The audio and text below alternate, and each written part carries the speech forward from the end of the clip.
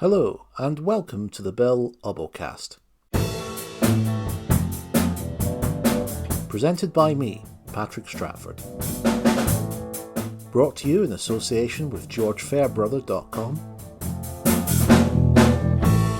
shop.saturdaymorningpress.co.uk, vanguardcomics.co.uk,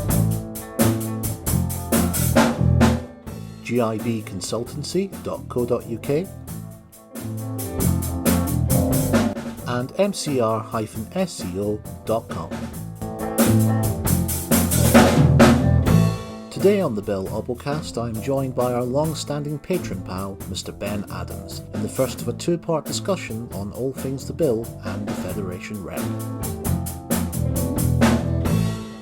In this first part, Ben will also be sharing his knowledge of the vehicles on the series and some fascinating insights into those that were used by the police on the Bill over the years.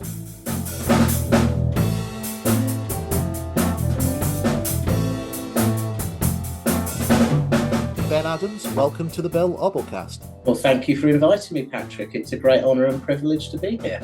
Oh, well, again, just great to have you on board for this one. Well, I normally like to start each podcast with basically to ask yourself, like, when did you first discover the Bill and what appealed about it to you when you started watching it? I have this semi-permanent memory of watching it when I was a kid. It was on in our house. And the reason for that is that my grandfather, my mother's father, he'd been a police officer. Oh. He'd done 30 years with Staffordshire Police and rose to the rank of inspector. My father, by contrast, was a fireman. So the two shows that were big in our house when I was a kid were The Bill and London's Burning. I was trying to think of what my earliest episode memory is.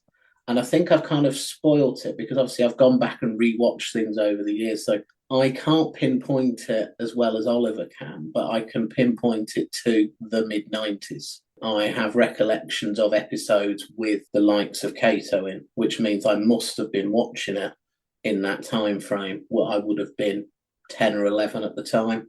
And I generally did develop an interest in television at that point. I was, and still am to some extent, a fan of Coronation Street. And one of my birthday presents for my 11th birthday was a book about Coronation Street.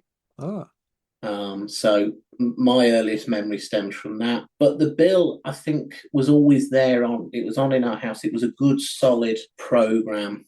My mother was quite protective of me, so she didn't like me watching anything that was full of rude words or full of violence. And the Bill, particularly in that half-hour era, worked very hard to not go down that road. You know, they were very good at displaying reality without necessarily the use of graphic violence and profanities. There's an awful lot of pseudo swear words that get used on there. But yes, that would be my earliest memory. And as I say, one of the things that I found was a pleasant surprise as an adult was being able to watch older episodes, buy the DVDs from the Much Missed Network Corporation, and being quite surprised at how the Bill started. I didn't see Wooden Top, for example, probably until about 15 years ago.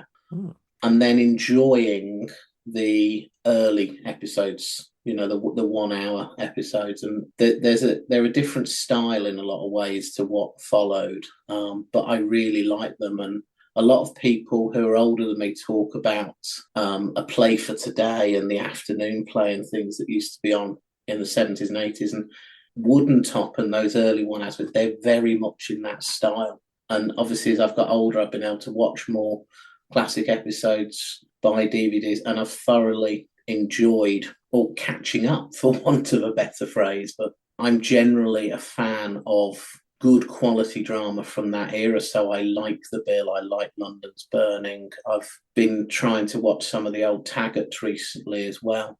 There's definitely a theme there for me. I like old television.